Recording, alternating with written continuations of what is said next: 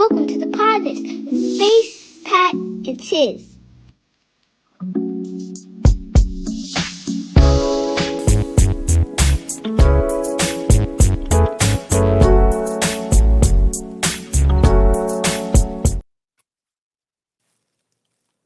What's up, guys? Welcome to the Partners show with three friends separated by disconnected by brotherhood, having weekly shows that you can join in on. As always, I'm one third of the Partners. It's your boy Tiz, and I'm along with. It's me. Oh, and I got a damn dread sticking off the top of my head like an alfalfa. God damn, but it's the Padawan. You know, shine, my boy. El Presidente Juan 2024. Vote for Juan. A vote for Juan is a vote for you. Hey, look, you looking better than everybody we got. Look here. I'm voting for you if you put your name on there. I'm gonna tell you that. You can write my name in there. You know, this is a part where you can write it in. I write myself in. Everybody in the Partners. Look, we fucked either way. Let's just be real. I'm gonna just be 100 with it. We either gonna get an inept president that can't get nothing through, or a president that be pushing through all the shit we don't want. So either way, we fucked. So what I would say is, let's go ahead and vote Padawan 2024. Hey, look, he can't do no worse than what we got. Look, all right, we gonna start here. You saw the docket, so I ain't gonna need like act like you don't know what's about to go on. But I feel like it's only right that we just break this down as it goes.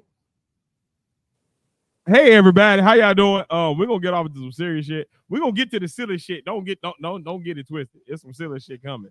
But I'll worry about the change this year. So I think we need to at least, start talking about it and preparing for it. So here go politics for your ass.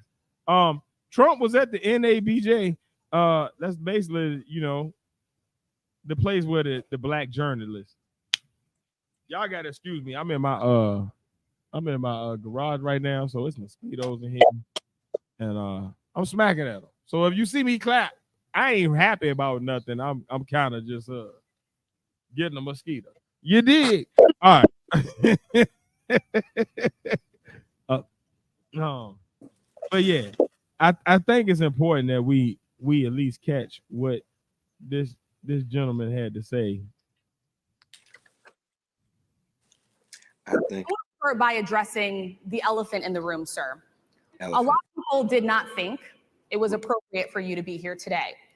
You have pushed false claims about some of your rivals, from Nikki Haley to former President Barack Obama, saying that they were not born in the United States, which is not true. You have told 4 congresswomen of color who were American citizens to go back to where they came from.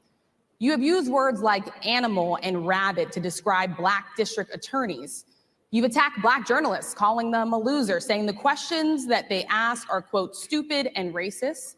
You've had white supremacists at your Mar-a-Lago resort. So my question, sir, now that you are asking black supporters to vote for you, why do black voters trust you after you have used language like that? Well, first of all, I don't. All right. First of all, let me ask a question to my black people out here.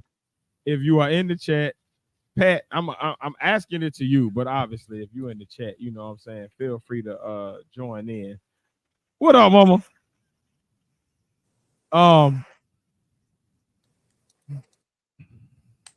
Is what this young lady said true? Before we get into his response, before we get into how Trump is looking at black people, I just want to ask, are the allegations that she presented actually true and factual before we even get into his response? Because I think that does matter if we get to anything else.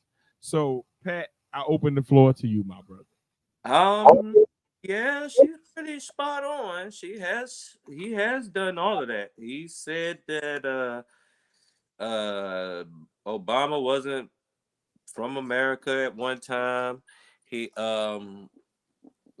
said God damn, what he said? He said was her name is Ilya or something. She's a Muslim representative, and either in Congress, I believe, in the Senate.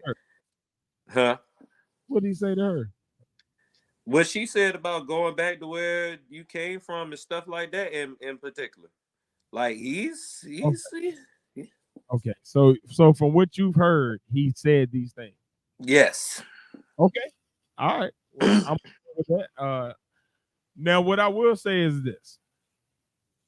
Before I get into how he represents us, I think the biggest problem this election cycle that we have is we have two candidates that don't really care about us as much as they care about the candidacy. They want your vote. Don't get me wrong. I'm not saying they don't. But if you really listen to either of them, right? I'm gonna let you listen to Trump because that's what we got tape on, right? But when we get I can't wait for the debate. Because when we get to Kamala, right? Mm-hmm. What you're gonna start to hear is a lot of rhetoric of he ain't shit, so I am. Or she ain't shit, so I am. Not a lot of policy, not a lot of actual cohesive plans that will propel us forward in any direction for any specific area or sector of politics, right? It's more just rhetoric. Like I'm gonna hype for what I'm gonna crush this motherfucker because he ain't shit. Black women, black people, women, come on, y'all, vote for me. And then it's gonna be on the other side, it's gonna be hey, rich white people. Come on, white people. Y'all know me. Hey, rich black people. It's your boy, Trism. Hold me down. Like it's gonna be that type of dynamic. Like I don't see a lot of policy either person, and I think that's the scary part. And I wanna, before I play Trump's response to black people's concerns, right? Because I feel like this young lady, she did a very good job of articulating a lot of the reasons why black people may be concerned, right?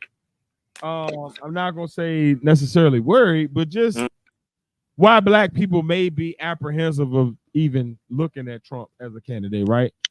She presented a lot of the facts of why that may be. This was his response. Okay. I think I've ever been asked a question so in such a horrible manner. First question. You don't even say, hello, how are you? Are you with ABC? Because I think they're a fake news network, a terrible network. And I think it's disgraceful that I came here in good spirit. I love the black population of this country. I've done so much for the black population of this country, including employment, including opportunity zones with Senator Tim Scott of South Carolina, which is one of the greatest programs ever for black workers and black entrepreneurs. I've done so much. And, you know, and I say this, historically, black colleges and universities were out of money. They were stone cold broke. And I saved them and I gave them long-term financing and nobody else was doing it. I think it's a very rude introduction. I don't know exactly why you would do something like that. And let me go a step further. I was invited here and I was told my opponent, whether it was Biden or Kamala, I was told my opponent was going to be here. It turned out my opponent isn't here. You invited me under false pretense. And then you said, you can't do it with Zoom. Well, you know, where's Zoom? She's going to do it with Zoom and she's not coming. And then you were half an hour late, just so we understand. I have too much respect for you to be late. They couldn't get their equipment working or something Mr. was President, wrong. I would love I think you it's to a answer very... Okay. Pat, I'm going to open up the floor to you, right? Do want to just start by saying this. I think the biggest problem we are about to have this election cycle is the fact that people will not actually answer the question asked. They will say whatever is politically most beneficial to their base. So whatever's going to rile up the people that like them already, they're going to say that as opposed to the actual answer to the question. Like, if you heard her question, she asked a very specific question based around the rhetoric he had used toward black people before this moment, and whether or not, or how he would, I should say, how he would go about garnering trust from the black public, right? That was the question. The question was, based on these things that you have said and done toward black people, how are you going to get black people to trust you in this election cycle, right? That was the basic question. I'm gonna boil it down to its bare minimum. I ain't gonna even hit y'all with a bunch of flowery shit. This nigga started talking about everything but. This nigga was like, yeah, well, I don't like the way you asked it. And you know that y'all was late. You know that, right? And then I don't need to be 35 minutes late. And that, well, nigga, what? She asked you how is black people supposed to trust you? And your answer was a complete demolishing her as opposed to answering the actual question. I still don't know how you're going to garner my trust. And I feel like that's what we're about to hit in this election cycle. I feel like we're about to hit a bunch of, we ask a question, they're going to give us a political answer instead of the actual answer to the question. And then we still going to be lost. And then we're going to have to just vote with whoever we don't want to go with. Let's vote the opposite type shit. If you don't want Trump, you're going to vote Kamala. If you don't want Kamala, you're going to vote Trump. But I don't see a candidate that's actually like spilling some like, this is how I'm going to solve this thing. And this is the steps that I intend to take to get there. I keep seeing politics where it's never the WWE. You got it. Go ahead, take over real quick. You got it. WWE. To be God honest with you, well, the other thing too, I wanted to bring up, he did have a meeting with David Duke, from what I understand, who is a white supremacist, actually a white supremacist leader. That was like early in his campaign. But how can I say this? What he did, I don't think it's ever been a time when Trump is involved where he actually answers the question. Like, and if it was a time where he actually answered the question, it was a while until we got to the answer.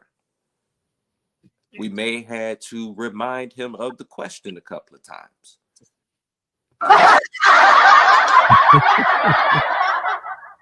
I'm just saying. I'm just saying.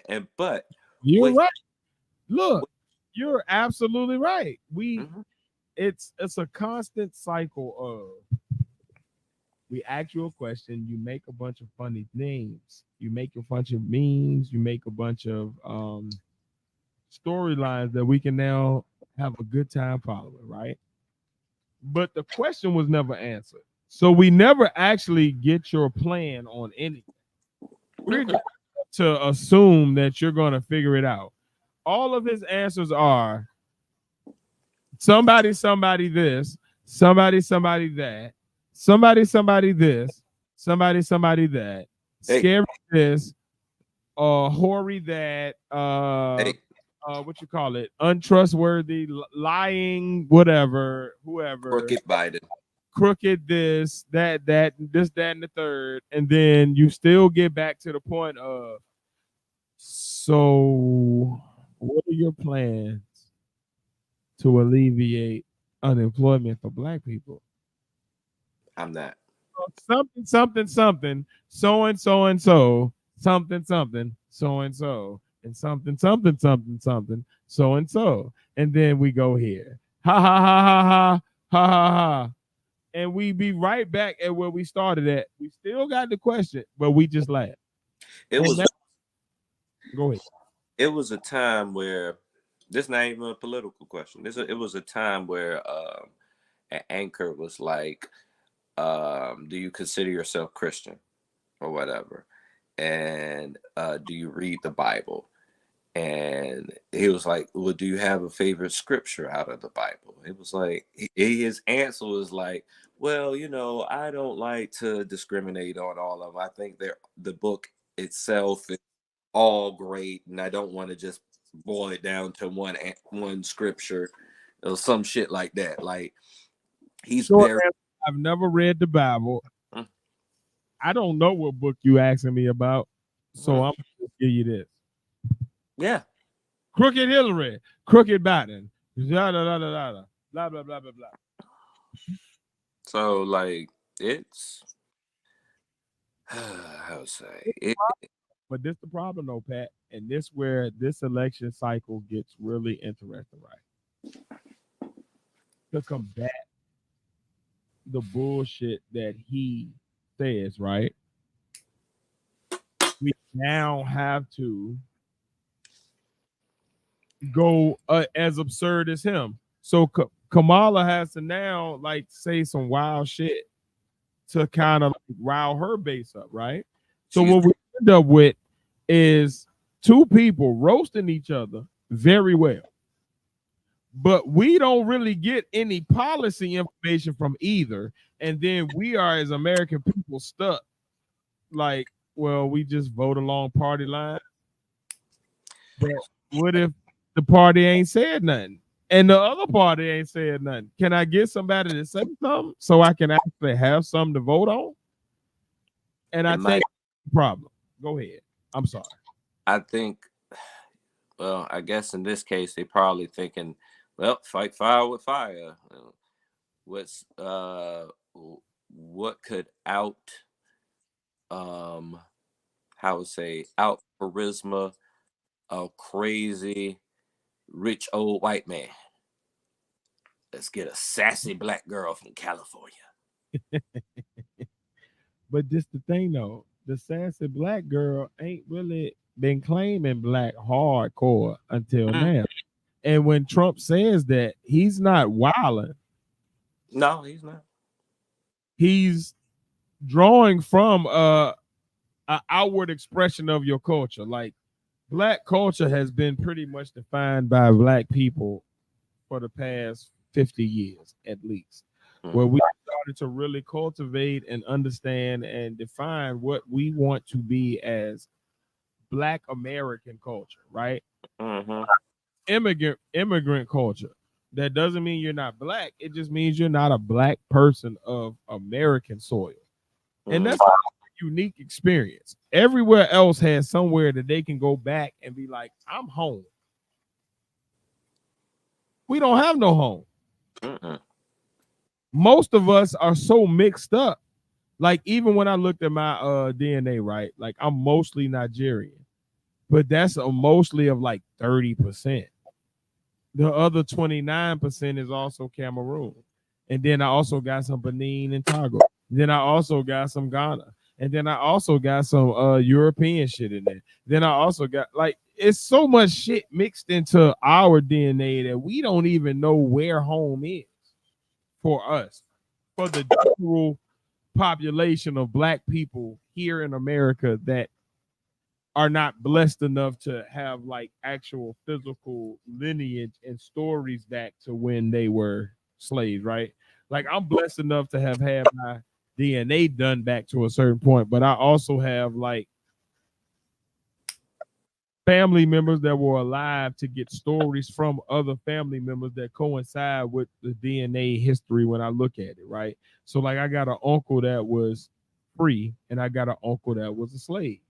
Both led into my lineage, which is crazy enough. So like I got a free person on my mother's side, right?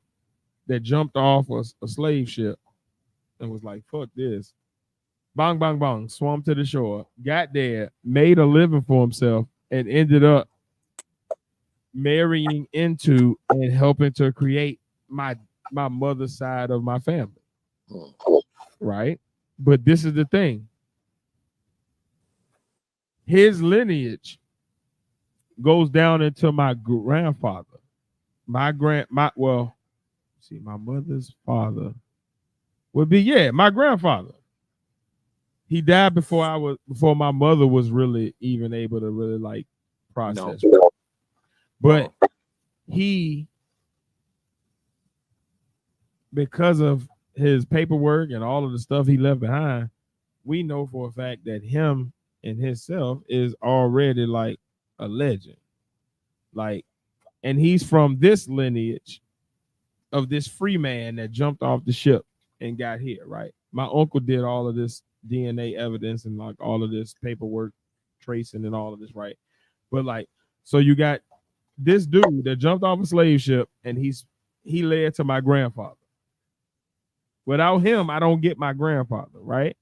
But the trip shit is that on the same side, on that same slave ship, there's a lineage of Africans that lead to my grandmother. Both of these people were on this same ship, and they both led to my grandfather and my grandmother, which leads directly to my mother, which leads directly to me. So what I'm saying is, I say all that long-winded ass story, right? To say this. There's a group of us that don't believe Kamala because she didn't embrace her black heritage until now, or until it was politically advantageous for her, right? And I think that's the problem. People latch onto these identifications when it's politically advantageous. I'm gay now. I'm trans now. I'm white now. I'm black now. I'm a woman now. I'm a man now. I'm a this now. I'm a that now. I'm a this now. Like all of these labels, right? But they do it when it's actually going to help them. They don't do it when it's going to be like, oh, this shit about to fuck me up. Like when it's unpopular, when it's cool, when it's not cool. Like Kamala won't black when she was locking up black people in her state. True. But she became black when it became advantageous to her. Oh, I need to become the vice president. Let me go ahead and make sure these black women that I pledged Delta with come on rally for me. I got you. I'm black now, y'all. Black girls, come on, black girl magic. And I fear that that's what everybody falls into. We keep falling for these rhetorics, but where's the stuff? I need somebody to give me a policy, like not a policy of an idea, but like how do you plan to get there? Even if your plan may not work once you get in office, have a plan. Give me something. Clinton was able to give me his plan for how he was about to do what he was going to do. Even George Bush Sr. was able to give me a plan and then told me to read his lips. You feel me? I ain't no plan from nobody. I don't know what the fuck Trump gonna do. I don't know what the hell Kamala gonna do. I don't know what the hell Biden gonna do. I don't know what the hell whoever the independent candidate be gonna do. I don't know who the hell. I don't even know if Hillary gonna come back. I don't know what the fuck going on. I have no plans. I just have a bunch of we should support because we woo, yay. But my yay ain't there because I'm done with it. I would rather just the first person give me a real policy with a plan to get there, and it sound anything like what I need, you got my vote. That's how I'm gonna do it. First person.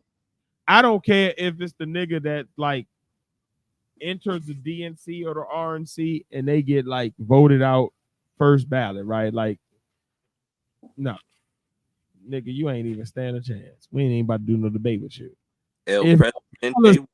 If he got a plan or she got a plan and the policy makes sense and there's an actual I can follow the logic of how you would try to do it. Even if you can't do it, I can at least see, all right, you don't put some to it. You got some groundwork there. You got some understanding of how you about to grease the skids to get your plan through.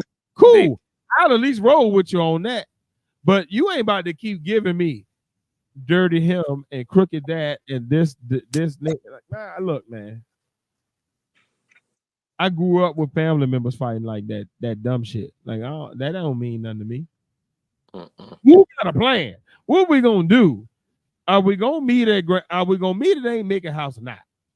You understand me? Are we making the potato salad? I don't even eat potato salad. Is the turkey and the candy yams and the sweet potatoes and the stuffing and the different dressings being made or not? If it is, then we going there. If it ain't, then damn it, it ain't on this year. Then damn it, like we gonna find something else.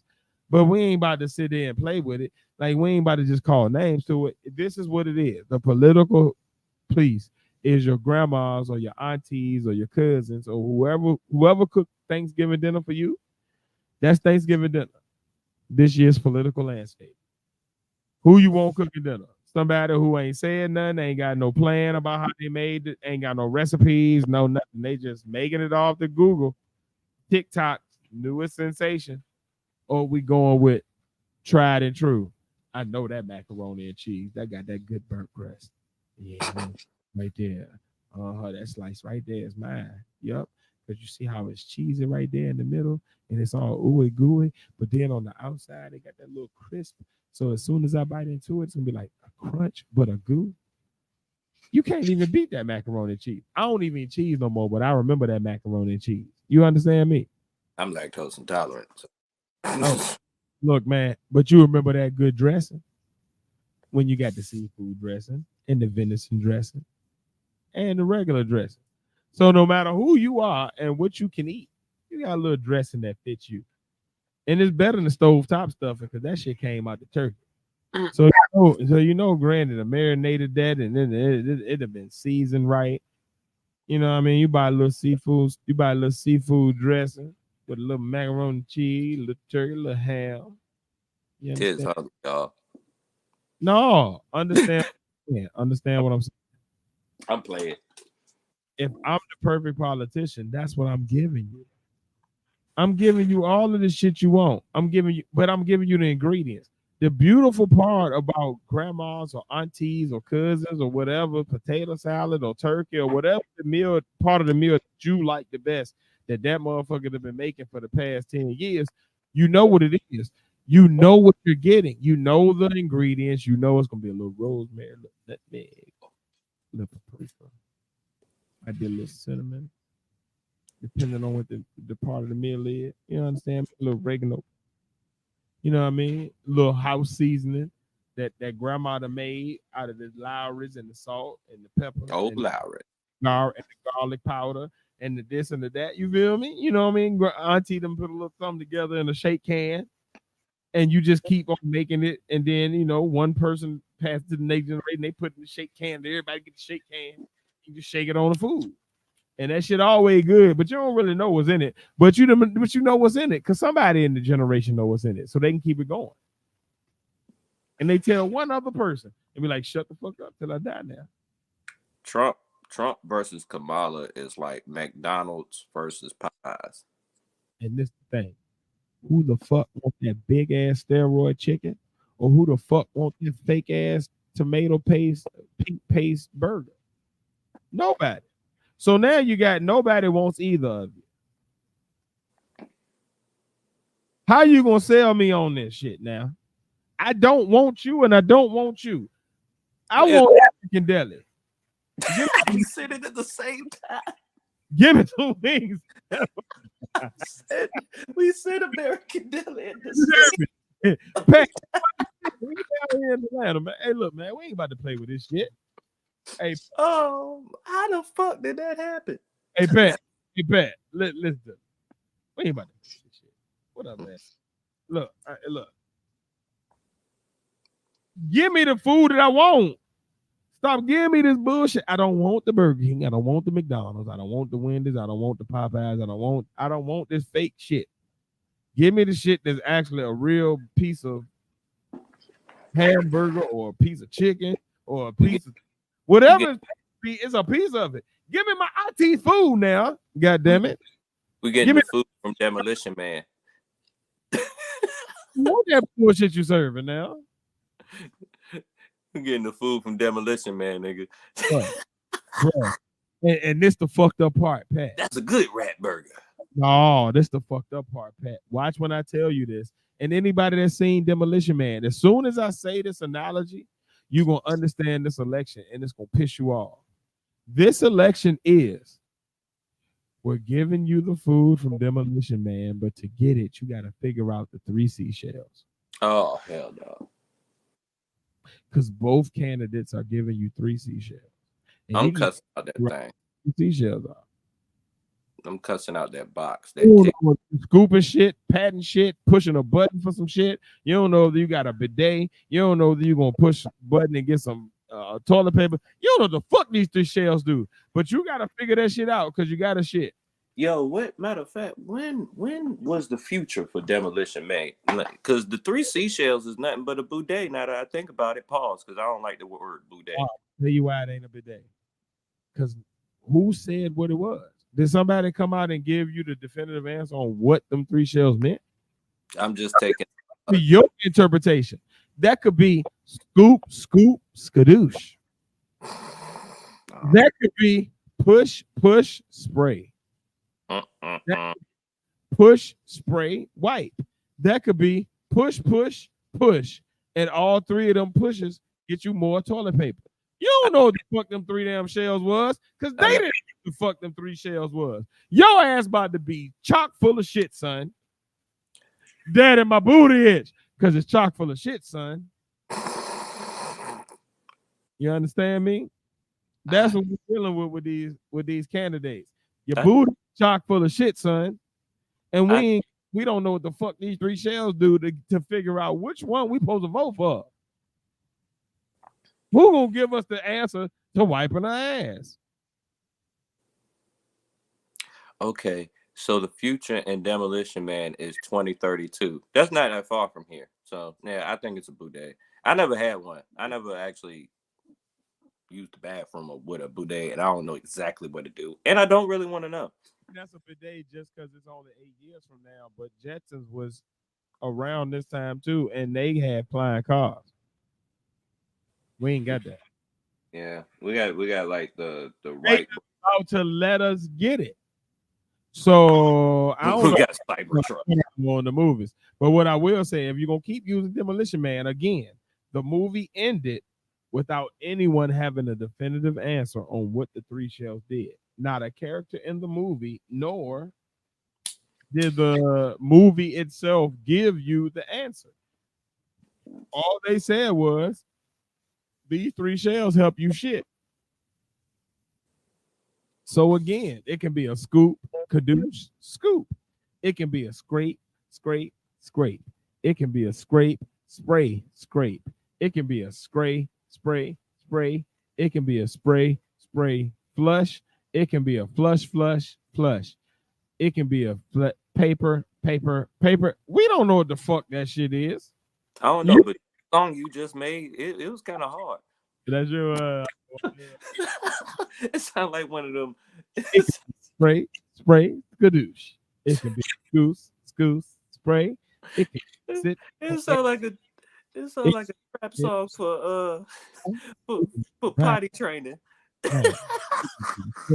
Spray, spray. When you need a potty training trap song. To sit and you go, you about the shit. It could be like a cha-cha slide. Head squat. Make sure you don't miss the pot. Make sure you put your penis in so that when you piss, you win. All right, everybody, make sure you don't miss what you shot it, because you know it's about to spray. Hey, potty good and have a nice day. Hey. Charlie Brown. Now hey. Charlie Brown. Hey. Cha-cha now, y'all. Hey, the potty anthem of the year.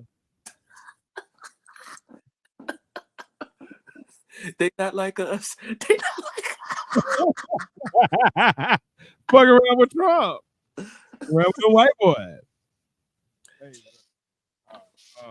Trump ain't shit. Kamala ain't shit. I'm gonna go ahead and move on.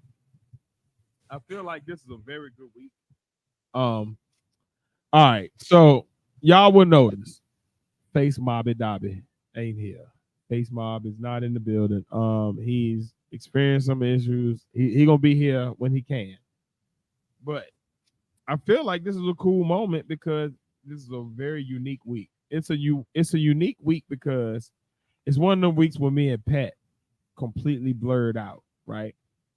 Face be into it, but me and Pat be, this is our shit, okay? Some amazing shit happened. Fuck Trump. I'm gonna go ahead and get rid of him on my screen because I don't even want to keep looking at this motherfucker. Fuck you, Trump. Let's get to. Right. We gotta talk about it. In the past week, since we have been together as a group, there was a very substantial movie that dropped. Now, this movie is substantial because we have all followed the MCU. We have all been Marvel fans. We have all followed comic books. We are those black dudes that y'all see at Comic-Con and y'all be wondering, like, how them niggas know all this shit? It's because we niggas that be like, really like, oh my God, did you see that? And then we be asking each other, like, well, what happened? And then we be trying to figure out, like, well, why that happened? And then we be like, you know, like we are nerds. All right. I'm proud. What they call it blurs. There was actually a blurred con at one point. If it's not still going. Definitely a blurred. Anyway, we're blurred. By default. Like we wait all year for shit like this to happen. Yes. Understand me? Like I've been waiting for the pet breakdown of this movie since they announced this movie would actually happen.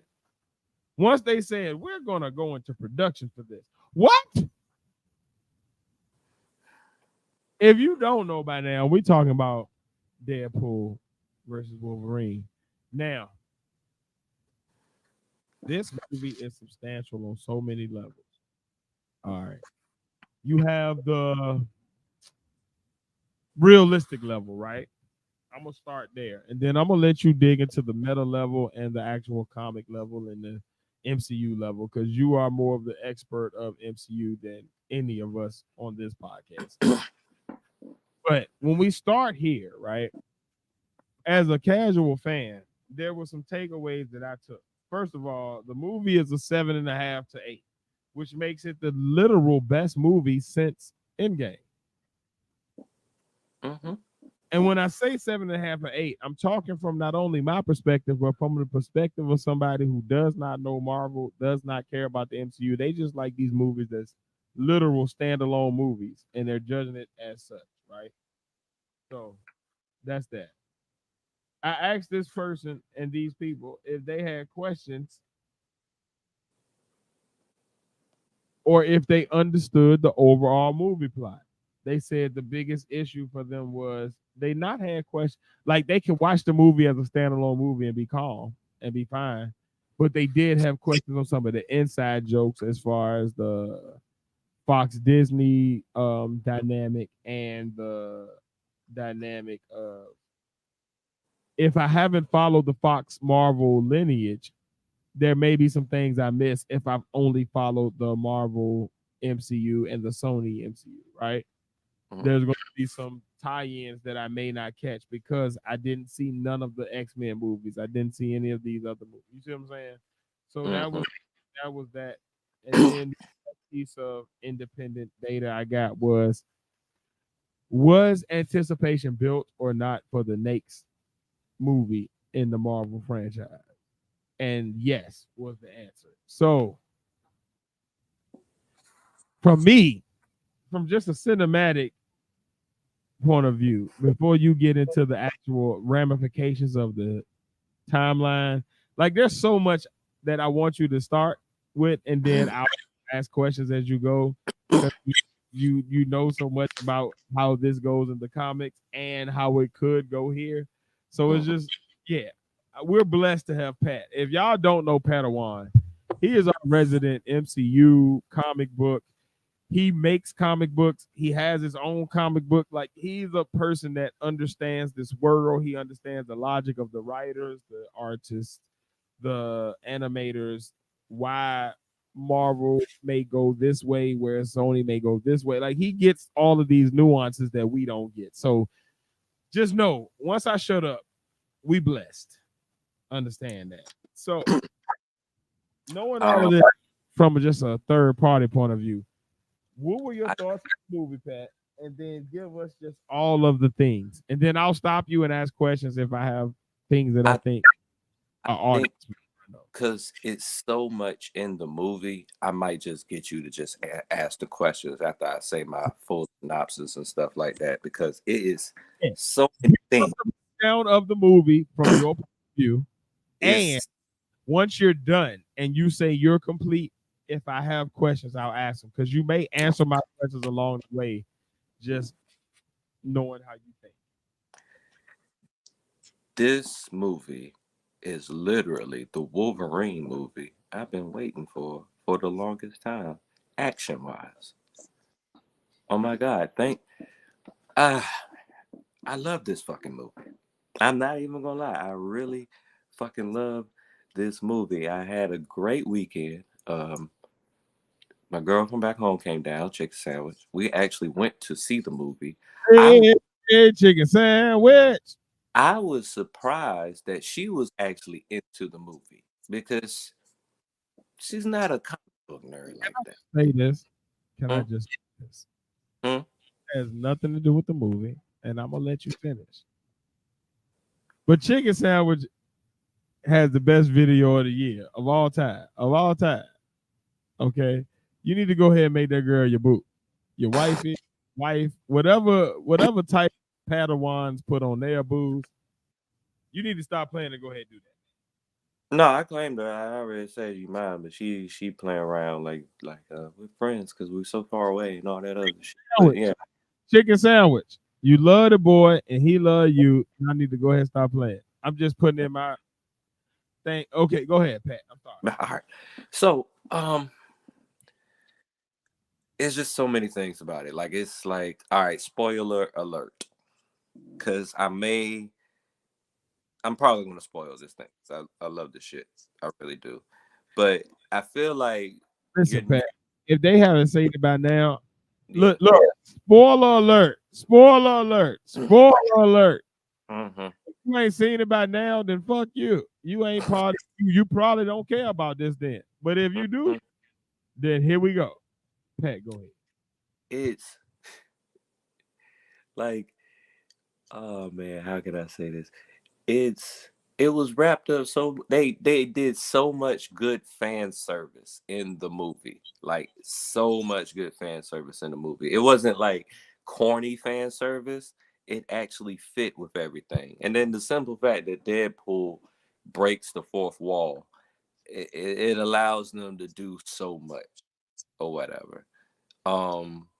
I feel like if you haven't really been into the MCU outside of just the movies, you might miss the little thing with TVA and stuff like that. But that came from the Loki series, which is a really good series.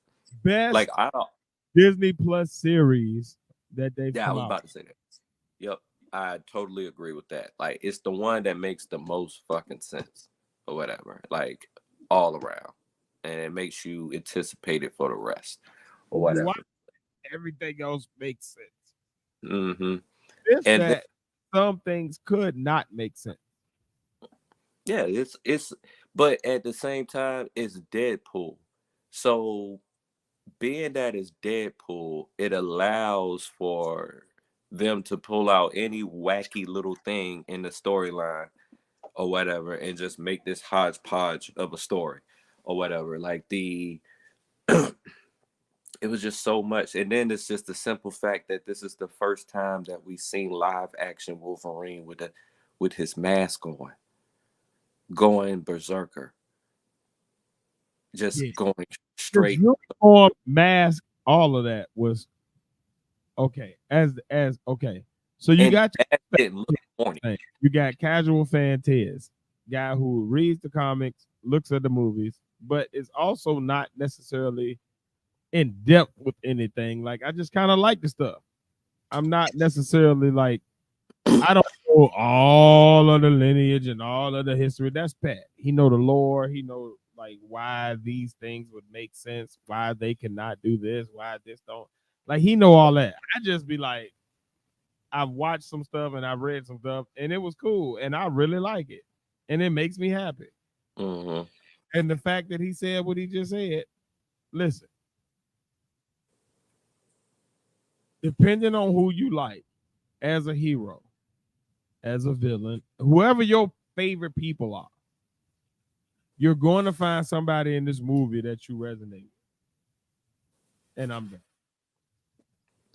Yep, like just that part. As soon as they put the mask on, and then I really like how they put the little Easter eggs in, because in that part where it was that main fight with all the other Deadpools and stuff like that.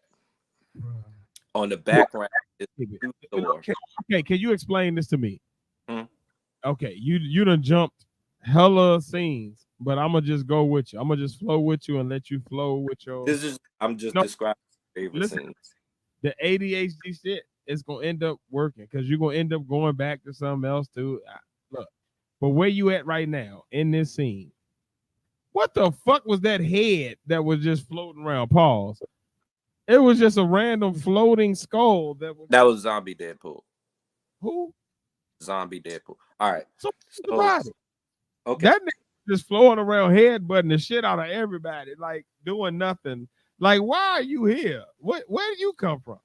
Okay, so in the comics, there's this called it was actually a comic series for a time called like the Deadpool Corps, which was just a bunch of Deadpools from different universes. One universe is the Marvel Zombies universe, and that was the Deadpool from the Marvel Zombies universe.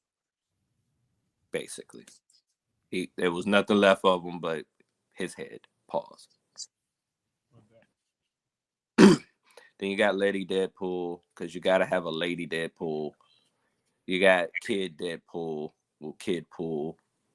Like all of it was just pretty much. I don't know if people are familiar with the Spider-Gwen. Well, that's pretty much where the Spider-Gwen stuff come from. But basically, there was a different, any type of version of Deadpool that you can think of, there's a Deadpool for it in the multiverse. There's a Tidpool. There's a Patpool. What'd you say? I can't really. Why the nice dude didn't get no regeneration? Now that I got to do some research on, because I don't say, like, it just might be some multiversal shit. Like, he never had.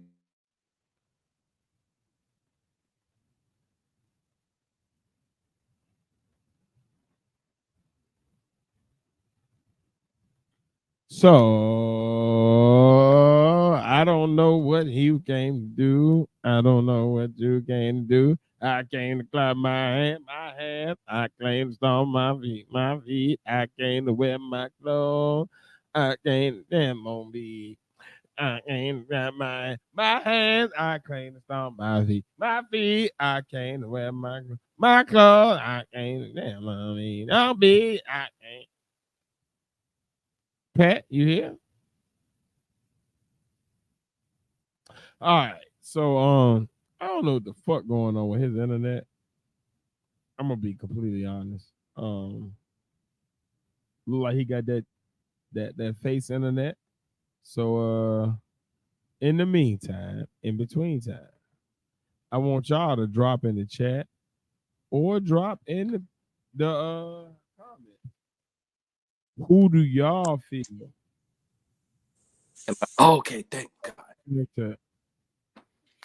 In Wolverine versus Deadpool. I want y'all to drop that. Okay, Pat is back. Pat, you ready to roll? I'm ready. Am I like off? Not on my screen. Okay, good. All right. But yeah, it's a whole. I think with Nice Pool, I think he never actually went through all the stuff that Deadpool went through or whatever. So that's why he never. Because Deadpool, the way he got his regenerative factor is they took some of like Wolverine's DNA and put it into some type of serum to put inside Deadpool to make him have the regeneration. Because originally he was dying from cancer, but instead of like fully healing him, he's still like the cancer is still in him, so his body is regenerating basically dead cells along with his living cells, hence where he gets the name Deadpool or whatever. So he's like constantly dying and reliving. Ugly ass face with the hair, and he don't regenerate, and he don't got no regenerative factor. Like how is he ugly like that, but living, but still alive, and not having no regenerative factor? Like what is going on with him? Like with the original Deadpool, it's just like the reason why he got Wolverine's like healing factor in him is so he can get rid of his cancer, but it didn't necessarily get rid of his cancer. It more like whatever the cancer, whatever. All right, listen to what I'm saying. Mm-hmm. The process that gave him regenerative factors like Wolverine, right? It's also the process that drove him crazy, that drove him mad, that made him get to the point where he is Deadpool, right? Now, if he doesn't go through that and he's nice Deadpool, meaning he doesn't have regenerative factors, what did he go through? Like what storyline are they portraying through him that is so different than I got these regenerative powers? Because every other Deadpool had these regenerative, like even the baby had the regenerative powers. So that means all Deadpools have regenerative powers because they go through they go through bullshit in their life. You go through the Weapon X situation, right? Whatever, no matter how they get there, they get to. I go through the Wolverine serum. What is going on with this one nigga that he don't go through the Wolverine serum, and why is it important? I would say, well, one thing, Nice Pool is not really important. He's just another background character, to tell you the truth. He's more of a gag, more of a joke than anything. Majority of the Deadpool core is more of a joke than anything, because Deadpool is more of a joke than anything. So he might not even necessarily have like a background story no more than his life is the life if Wade Wilson's life was completely perfect or whatever. That's pretty much what I believe my theory is with Nice Pool. I would probably have to get back to it, but Nice Pool is, because for the simple fact that he don't have a regenerative factor, that means he hasn't really had cancer or any reason to actually go into Weapon X, other than maybe he's just that skilled. You get what I mean? He got to be some kind of skill because he got some type of weaponry. He knows, he must know how to use it, or whatever. But he's not upset. He loves everybody. He has no real enemies, and he has no real reason to have them damn guns in the first place. So it's a weapon. I think your line of work makes sense. So I think that's the whole thing with Nice Pool or whatever, pretty much. Yeah, that's good. What other questions do you have? Okay. So we got Nice Pool, got him squared away, tucked in neatly. How the fuck does Cassandra Nova materialize after being killed in the womb? And then on top of that, how does she die after being just pure energy or whatever she was that allowed her to materialize in the womb? After being killed in the womb, like she's dead on arrival. how does this lady come to be? And then once she is to be, how do they actually kill her? What were the mechanisms? All right. Her story in the comics is just one of those wild, just left field ass stories, for real, for real. So the aspect of her is more like, all right, the way I've seen it explained is that when you're in the womb, you have like the opposite you and you, and whoever has the strongest will pretty much wins, or whoever is the real version of you will win, or some shit like that. It's like yin and yang or something like that.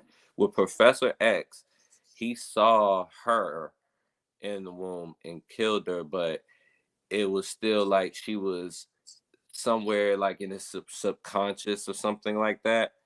Um, and I believe it was more like she took over somebody's mind and materialized, like she took over a shapeshifter's mind and materialized her body and shaped it into what she looks like. In the comic book, she looks way older, like way the fuck older. Um, in general, actually, in the comic books, she comes from this story written by Grant Morrison called E from Extinction, excuse me. And this is like the period, like early 2000s, where the X-Men movies first came out. And instead of like, you might see comics where they're in like black leather, got jackets on and stuff like that, or whatever. And then that is also the comic where, remember the 5th episode of X-Men 97, where the giant Sentinel came in and destroyed Genosha and shit. In the comic book, she was the one that started that, actually. But as far as her dying and rematerializing, it's like her powers on her mind is like she can take certain things or stuff from like your DNA and stuff like that, and just reform and stuff like that too. Is that why she grabbing people in the head? Yeah, it's like with her is she can't, because she didn't really fully develop like a normal human. So instead of being able to just read somebody's mind, she has to actually touch them. And like in the you know how her hand came through her face, and that dude, what was it? Was it Human Torch face or whatever? Um, that's kind of how, that's like how she start manipulating people's minds and stuff like that. Pretty much, she's really sick or whatever.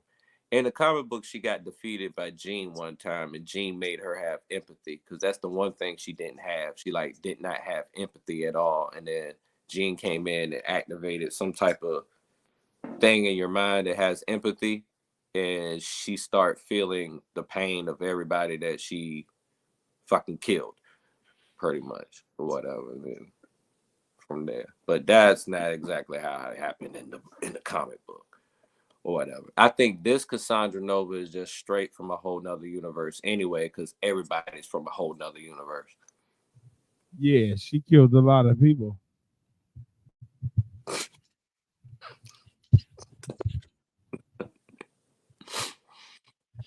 No, I'm not laughing. She killed a lot of people. And she did. Millions. Millions. Yeah, Uh, that's what I'm saying. Like she was illin'. mm-hmm. And then the plus, I want to know how the hell it must be some type of mental ability that she could avoid that giant, that Elioth monster that destroys everything, like pretty much past universes and stuff left from those past universes they kill off. Like, it has to be something, because that's not one of those creatures you can just control, pretty much, or whatever. 100%. How do you feel about Channing Tatum's Gambit? Yo, okay. I'm glad you asked this question. I liked it.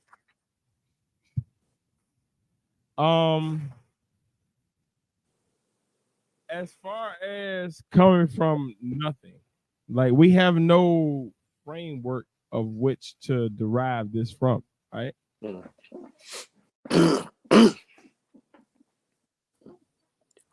I liked it. I liked the way he was like tongue in cheek and realized that his accent was some bullshit. Mm-hmm. But also, I like the way he was like, "No, I'm here though. I'm gonna sell this shit." Mm-hmm. Uh, a good time had by all.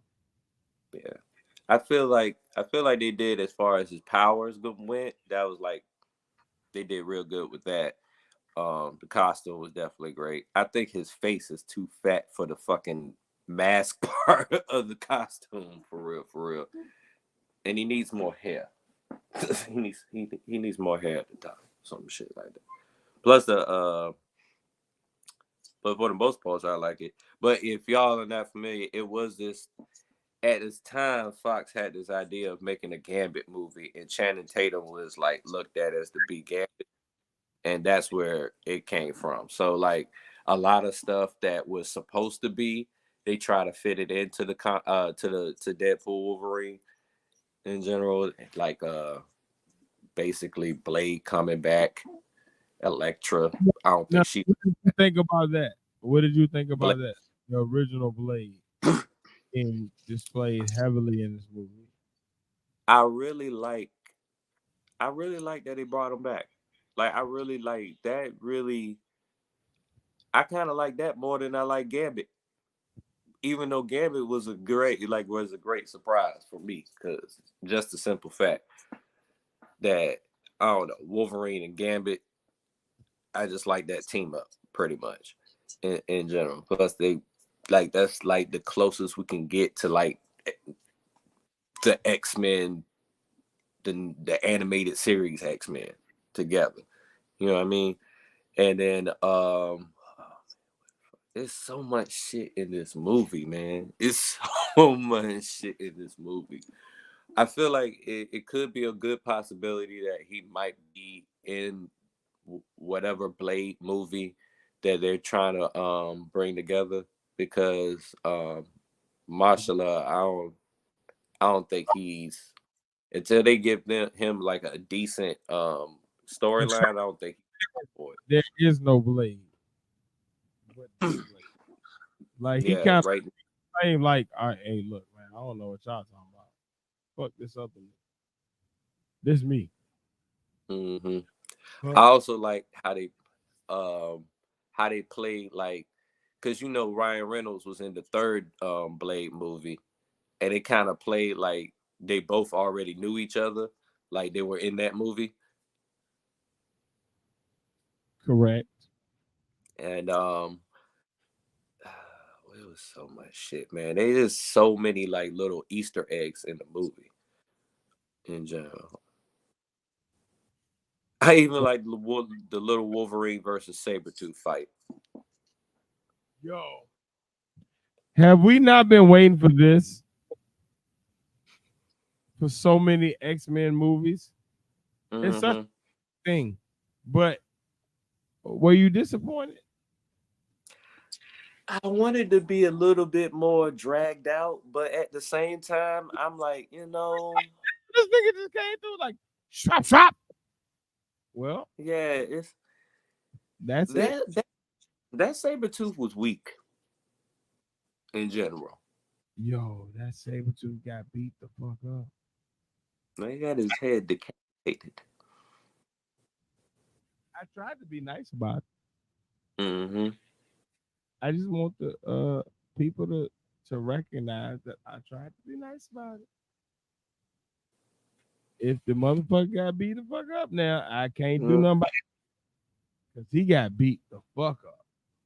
Mm-mm. Mm-mm. That shit. And you know what really that fucked me up? Because I thought Captain America was in this shit.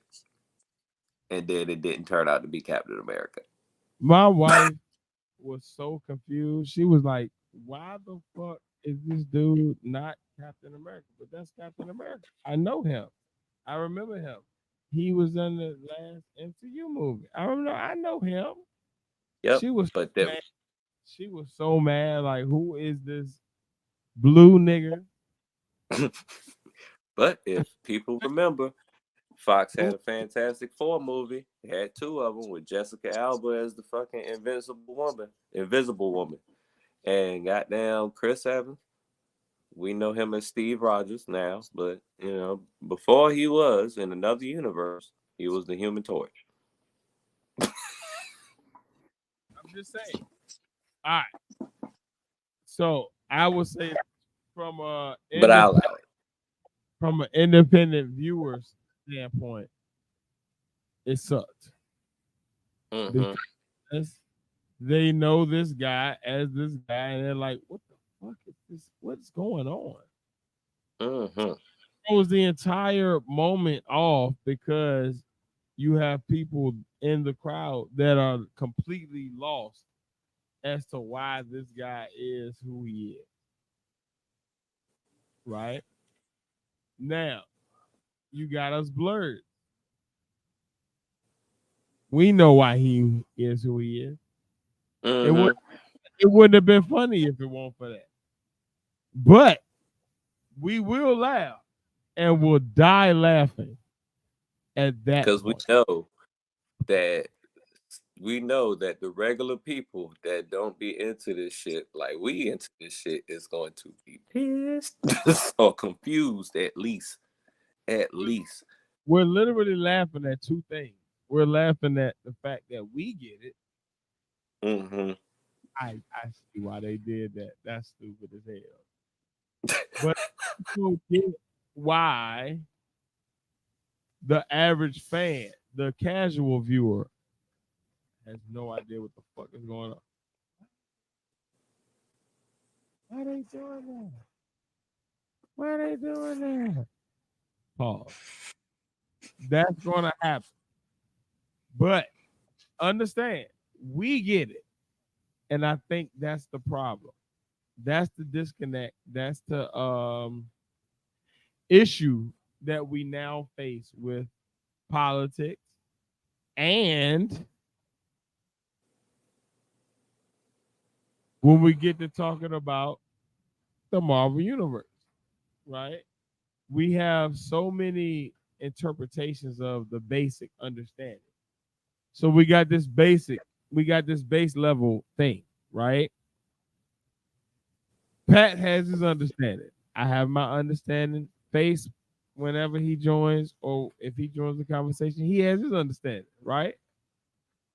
None of those are the same. Problem. You should have a cohesive narrative that can bring together me and Faith without us having to argue with each other. That should be the standard from which we operate from, right? Because we're all artists. So, and we're all lyrical artists. So whether it be the spoken word, whether it be the I understand this because of this, right? Or it be because of this happened. This is the situation. Blah, blah, blah, blah, blah, blah, blah, blah, blah. Right? We should be able to respond however we want to, just off of the mere fact of these things are understood. But because these things are not understood, it leads to all these other things. Right? So now we got a situation of Pat has an understanding. I have an understanding. Faith's gonna have an understanding when he sees it. That's the problem. We don't have a cohesive language. As a generation, as a multi-generational group, as a a group of people who go out on Friday, Saturday night, right? I don't know what you think when it comes to this, that, and the third, right? So I'm guessing. Then you share. And then something in there doesn't match what I said, right? So now I have to preface it with I don't understand or I disagree, but this is the thing. And then face come in. Face come in, right?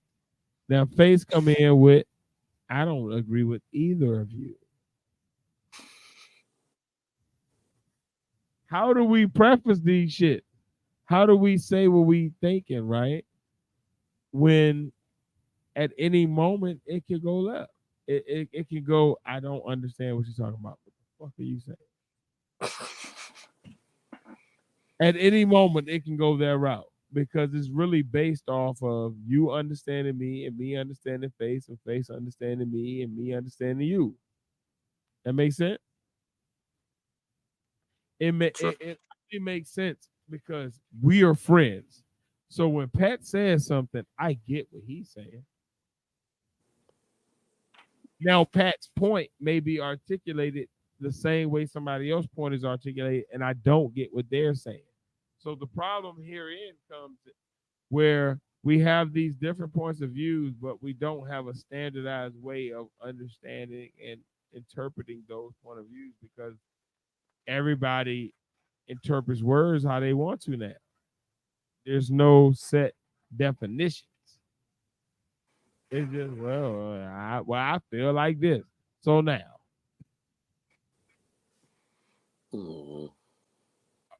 Okay. How do I get to a conversation with you though? If you're saying, I ain't get it, and then I got a whole thesis that makes sense, that 100% catches every nuance that you threw out, but what you're saying don't make no sense. So now I got to deal with it. Oh, God damn it. What you say?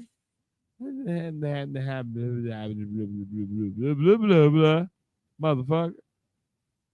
Blah, blah, blah. And it's give it a wee bop. You feel like I ain't got time for this shit. Look. Y'all start talking like y'all got some sense. So I can understand it and then I can speak back. Because I don't know what the about the potential haberdasheries and hemoglobin is. I don't know what the fuck that is. I'm done. I'm complete.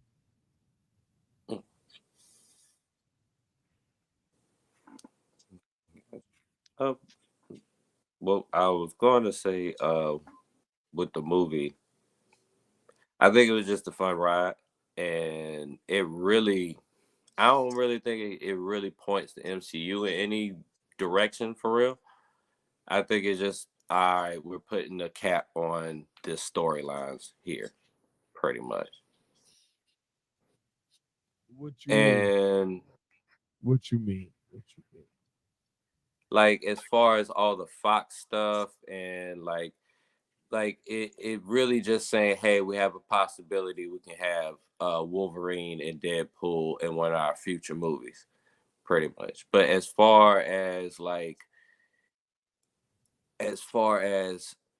a movie that shows the direction on where the MCU is going, I don't, from what I've seen as far as the what the MCU has been saying, previewing from like Comic-Con and stuff like that, it doesn't show anything like that or whatever. It just shows that it's kind of like one of those background movies like Guardians of the Galaxy or whatever. We're having fun with the factors of and like some of the elements of the MCU or whatever, just so we can get this one fan favorite movie out, because really it's more like a fan service movie, but it's just that they had to put certain elements of the MCU into it to make it feel like it's part of the rest of the universe, and then put the cap on the rest of it, like in general, because more importantly, like the scenes, all the major scenes was just Deadpool fighting, Wolverine fighting, Deadpool, Wolverine fighting together, and then we got and then we have Deadpool and Wolverine fighting each other. Pretty much. It's more. It was more like we have a WrestleMania event and we got to write a story around it. That's what I feel like it was, or whatever. I got what I needed out of it. And that's the problem. Pretty much. They don't have. All right. So my biggest takeaway from this film was it was an amazing movie, right? I don't want to take away from the movie, but I do want to make it known that like the biggest issue was they tried to fit too much into the movie. Mm-hmm. Leave some of the outside nuances of the world to when you get to it as a movie franchise, right? So when you get to the next movie, that's when we get the Von Doom references and all. Like, well, I don't need nothing. I don't need no references in this. This right here is just fan service. Just give me a bunch of cool shit about you and Wolverine. I'm going to get the movie that I want now because you made this movie. So now I can get the movie I want, which will give me the movie that will allow me Wolverine by itself or with the X-Men. Mm-hmm. I don't need fan service to it though. I'll be out. I just want to enjoy it. Well, that's what it really means, like as far as fan service, as far as we know that we're gonna put things in this that we know you're going to enjoy more than we're gonna put something so we can promote the next movie or whatever. Like, because all of that stuff that was in, like all the Easter eggs, all of that was like pretty much Fox stuff. They couldn't. They got Chris Evans to be Fantastic Four because that was a Fox. Come on with the Easter eggs. Give me all of them. He was Fantastic Four was a Fox movie. The Channing Tatum Gambit movie was going to be a Fox movie. Blade is a Fox movie, and Blade is the movie that started everything. The Iron Man movie started the MCU, but Blade made it a possibility, pretty much, that it could exist. Let's see.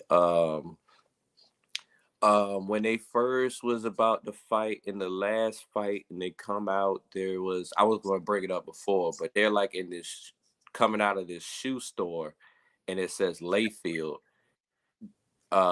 just feet or something like that. And that's just a joke on Rob Layfield, the guy that made the Deadpool character. He can't draw feet to save his fucking life. The feet look like dolphin fins or whatever. But yeah, that store behind it was called Layfield's Just Feet, and that was just a play on the creator of Deadpool, Rob Layfield, pretty much. He's or whatever. What was the other one? The Deadpool core, we already spoke about that. That's the big question. What's the big deal with Robert Downey Jr.? That was literally my next topic, but Since fuck it, let's go on to it. Because I'm gonna just wrap it up with. I'm gonna be honest with you.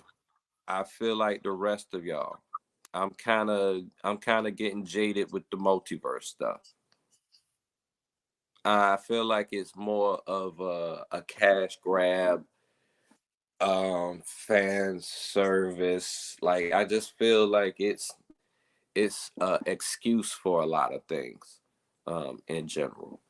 But I will say this: if there is anybody that I feel could play Doctor Doom is that man, Robert Downey. Yeah, I mean, Robert. Look, man. I shit like I'm gonna just say I have mixed feelings, right? Um, I like how they actually presented it because it was cool how he came out like that. In general, I was fucking shocked or whatever, but and don't get me wrong, I feel like when he plays the character, he's gonna kill it. But I also feel like that it could have been a possibility that we could have had somebody else play Doctor Doom and it actually brings something else to it. In general, I still think that it can make it work and make sense because of the multiverse stuff. But that's what I feel about the multiverse being an excuse for everything. Like it's like it makes it look like we couldn't get, let's see, Jonathan Majors really fucked our situation up. We got to think of something fast. What could really go ahead and pull this off so we can have somebody to do this? And what can we do? Ooh, we're going to actually get people to actually look at everything we do now because we're trying to figure out how the fuck is the guy that played Iron Man Doctor Doom now. And the explanation with that. Like some of the best stories is when a writer writes himself out of the corner that he built for himself, pretty much. So it's a good possibility if they write themselves out of the corner, it can be some amazing shit. And it makes sense. And then I also think about this when Dr. Doom take his mask off, he has a scarred up face because of like some type of experiment where acid got on his face. We don't necessarily see Robert Downey's face as Dr. Doom if he takes that mask off. Unless, we have a past event where he showed what he looked like in the past. But with like technology and makeup, the way shit could be, they can make this shit. He can still pull it off, and then we can still feel like he's a total different character than Iron Man. Or they could write up some shit where an Iron Man in the previous universe became Doctor Doom. I know it was some type of what if story that was like that, but really, it's Disney and Marvel saying, "Hey, since Stan Lee been gone, we've kind of been fucking shit up. We've been throwing darts at the fucking target, trying to make a hit, and they ain't been hitting. So we need to rewrite this whole thing." And then the whole thing with Jonathan Majors put a whole fucking monkey wrench in the whole storyline, in general. But sooner or later, Doctor Doom was going to come anyway. And then after that, it's Secret Wars. So what I really think was going to happen is Doctor Doom is going to make a play just like in the comic, in the Jonathan Hickman version of Secret Wars. In that one, he got Doctor Strange and the Molecule Man to, how to say what it was. Let me go back. My nerd brain is having a relapse. Okay. If you remember in Doctor Strange 2, they brought up this thing called incursions where two universes collide into each other. In the comic book, that was happening everywhere. Thanos was literally going to other universes and killing the Earth off so it won't happen and shit like that. So I think what's going to happen is it's going to be a bunch of universes colliding into each other. It's going to fuck up shit. And then we're going to have Secret Wars because Doctor Doom's going to bring all them pieces of universes like the Fox universe with X-Men and the MCU. And if they actually make the money grab to grab all of Sony and Spider-Man, they can blend that in, and then we have one main MCU universe with everything in it. And then after they do all of that, that's when they bring the X-Men. They're probably preview the X-Men in between time, but from what I've seen in the schedule or whatever, I feel like that's gonna be the thing that just mesh everything together in the X-Men. Because if you remember in Deadpool versus Wolverine, the main Wolverine that he goes to get, pretty much in his universe, the Avengers existed in his universe, pretty much. So I think that's my theory on what I think is going to happen with that. But like I said, I got mixed feelings because I feel like if it doesn't pull off right, then we all gonna be sitting there like, y'all could have got somebody else to play Doctor Doom, and then like you gonna spend the money to get Robert Downey Jr. to play the character, a character we really want to see, but we also want to see him as the character that we've been seeing him as, pretty much. So I don't know. Or they might be able to do both. All this multiverse shit or whatever. But I don't know. At the same time, I still think this might be Marvel still might be moving in a good direction. I kind of want to see this Captain America movie. It does give me like the Winter Soldier feel, and that movie felt like just a straight action movie or whatever. The Winter Soldier was like an espionage movie. You're right. It was like an actual movie. Yeah. And this movie gave me the type of feel of like, I stopped caring about the Marvel universe when I was watching this movie. I really just, it's a good movie. And I think that helps right now. Like I think with so much pressure being on the Marvel universe to like deliver a follow-up to something, right? I felt like this was like a clean slate. Like, all right, we kind of established that some of the rules that we thought were popping, not necessarily. We also established that like some of the timelines that we thought were like completely dead, no, we can bring them back if we want to. We also established the fact that there's a lot of multiverses, like there's just a lot of shit going on anyway. Cool. And because of that, you now have a situation of anything can happen. And because anything can happen, we have just comfort. Like the next movie doesn't have to do a certain thing no more. That makes sense? Like the next movie doesn't have to fulfill a certain narrative. It just gotta come out. Be good. Yeah. Just come out and be good. Exactly. So if whoever writes it and whoever directs it does a good job, we're good. Yeah, I think we're gonna enjoy it. All that shit for like the Avengers movies. Pretty much. And Fantastic The Guardians of the Galaxy 3 closed the trilogy, but also didn't start anything new. Beautiful movie. Like, we're okay if you want to close the narrative. If there's something going on that you like, let me just tie this up. Great. This is the time to do it because there's no expectation on where we have to go. It's just we're in the multiverse now.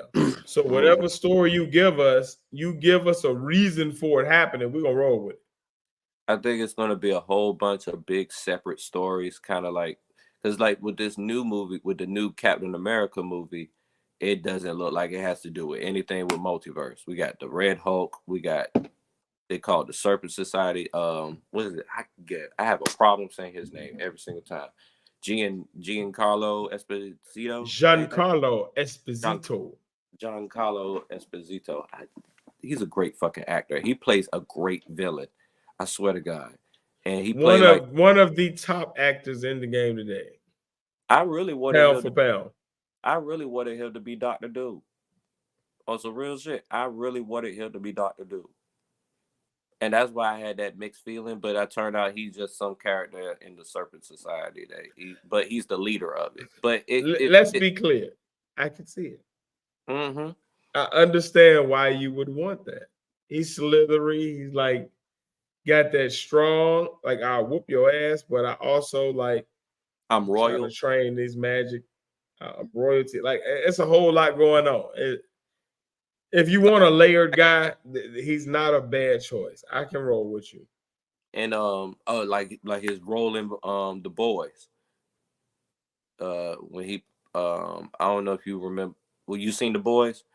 Like his role in The Boys, he plays a good villain, and The Mandalorian. Like he wasn't even that much in The Mandalorian, but I run the V, but I'm also gonna fuck y'all niggas up. Mm-hmm. And I'm just a human.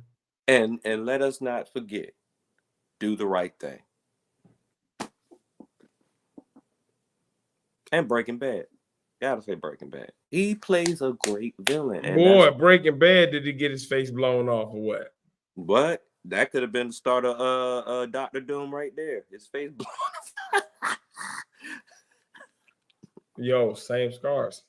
Mm-hmm. Mm-hmm. And that's where we get that little joke between Blade and goddamn Deadpool, because they were in the same movie and shit. But yeah, I think it's a good. I think we in a good space. Not no pun intended when I say space, but I think we're in a good space with the MCU. You know what I'm saying? Mm-hmm. Or whatever. I feel like say this, man. With the MCU, I think the next step has to be something drastic, though. Like, I think we're in a good place at this second, right? Cool. Leave us here. But the next thing to happen better be something kind of epic. Otherwise, we go back to where we were before this movie of a dry, like, I don't care. Mm-hmm. And if I don't care, then there's no enthusiasm. And if there's no enthusiasm, then there's no, like, who are you selling this shit to? Like, I don't, if I don't care and I'm the Marvel guy, and I love Marvel, I want to see everything and I don't care, then what? You got to give me some next that be like, oh, shit. This is the next, this is where we going with this. Got it. It's been I need my, it's a lot of filler. I need my Guardians of the Galaxy 1. I need my Thor Ragnarok. I need my Guardians of the Galaxy 2.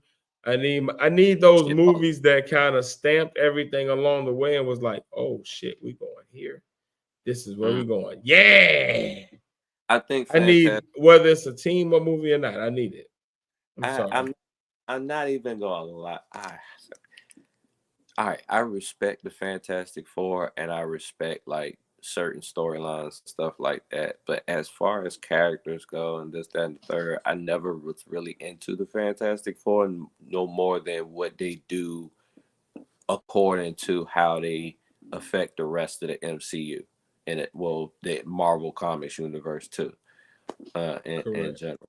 I feel like Fantastic Four is like the only, between Fantastic Four and Doctor Strange, they could be like the only, and maybe Thor, they could be the equivalent to what Guardians of the Galaxy brought as far as that extra cosmic information that could, like, oh, you know what I'm saying? When Guardians of the Galaxy came in, you was like, oh shit, there's a lot of these Infinity Stones. Oh shit, y'all actually gonna bring that shit out? Oh shit, Thanos is real. Okay, they're gonna have to face off sooner or later. Like, I feel like with Fantastic Four, they're gonna be the one that brings out like, oh shit, Doctor Doom, he's serious in this shit. He ain't like the Fox version. He's fucking shit up, multiverse shit. Because in the comic book, man, he in the Secret Wars 3 and Jonathan Hickman, Thanos come up after he recreates the universe in his image or whatever. Instead of people saying praise God, they say praise Doom. he has a police force of Thors from different universes. And I don't know. I think he took Reed Richards' girl, Invisible Woman, and Thanos comes up to him after he done fucked up a Phoenix empowered Cyclops and Black Panther with the Infinity Gauntlet. Thanos comes up to him. He starts talking shit, and Doom just goes into his body and rips out his skeleton, and that Thanos is dead. So yeah, I think Doctor Doom is that's the move. That's the move. Or whatever. I wonder if they're gonna bring in Galactus anytime soon. I feel like in one of these movies he will. But yeah.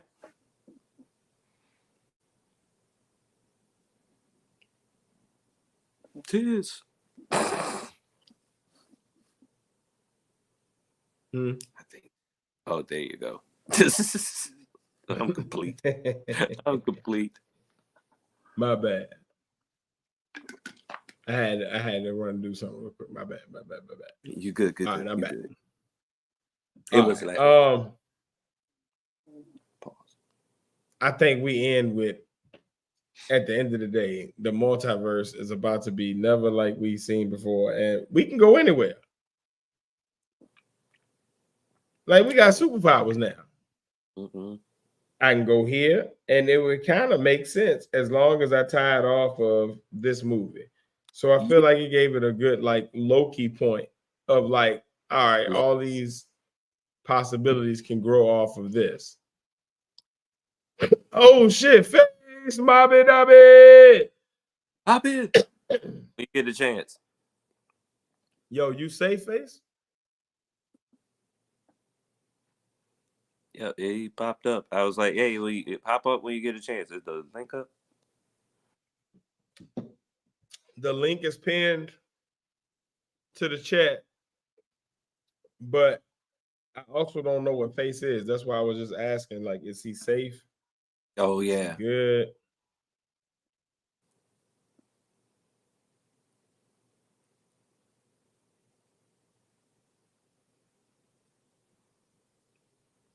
He says yeah right now.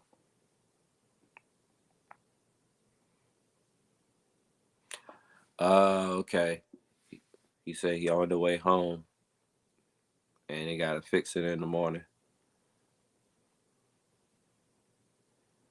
But that's good to hear, Face Mob.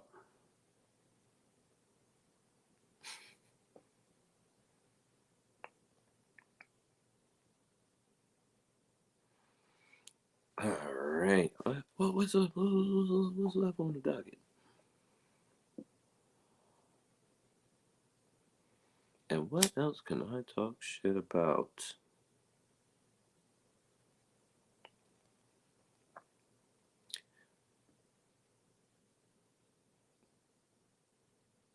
I guess he got to do something. Probably checking on Face Mob here. Oh, wait. Face got a question.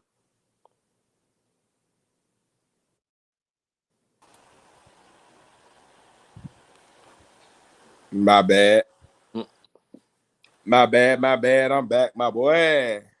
There we go. Oh, yeah. What is Face Mob?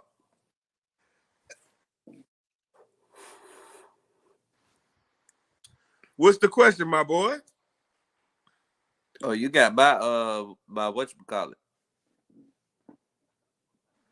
Yeah, I'm about to fix it. Okay. It's like I'm talking to myself. It's crazy. Oh, shit. Oh, here we go.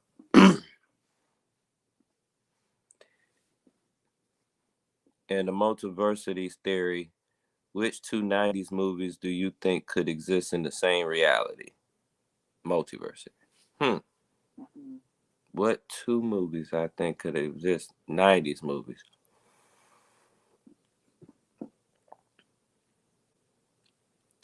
I think it was a movie that had Angela Bassett in it. It was called Strange Days. and the 90s. Let me look it up. And I think that could like be right before Demolition Man, almost. I think it was a fucking multiverse of like the move of like certain movies like Boomerang and some other shit too. Hey, look, man, I got you. Mhm. Juice, Boys in the Hood, Mhm. Menace to Society, and South Central all took place in the same hood or the same universe. Like Juice was the West Side Menace to Society, and Mhm. then Boys in the Hood, Menace to Society, and South Central was all a lineage. South Central was like the start of the story.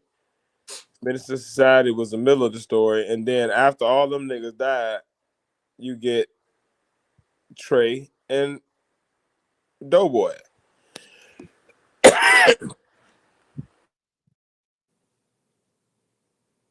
Yeah, I can see that. Definitely can see that. Hold on. Juice and Media Man. That's what that nigga said. Juice and Meteor Man. How? You gotta explain that. You gotta find a way to explain that. Oh, Golden Lord.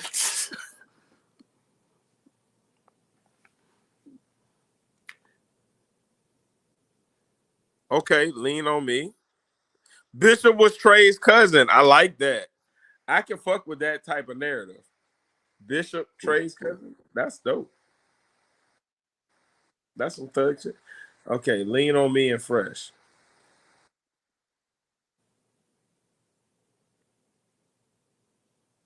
Yo. All right, let me ask you a question. Before I say yes or no, was the dude from Fresh, right? That actor, was that the same dude from New Jersey Drive? Let me see. Fresh. Okay, this is not the movie I wanted to see. Nine. If so, that would be dope. Blank Man and Media Man would be a dope collab. Them two getting together. That'd be Rock. Batman, Superman. Now the problem is this. I don't know if nobody else thought about this loophole to Media Man that fucked everything up. The Rock didn't last forever. Like it wasn't like, oh, I just got this everlasting rock that I can just keep touching. It's like this shit go away. So Mm-hmm. at some point, I'm So done with powers. Right? Now I can go with Media Man and Blank Man because for a second they're gonna be rolling, but once the powers go away for Media Man, like what the fuck is he worth? Blank Man gonna be like, man, what you doing? I'm gonna get all the pussy now. Eh, eh, eh, eh, eh, eh. Like he gonna be making them weird noises and fucking the shit out them groups. Bill Cosby had the rock. Bill Cosby had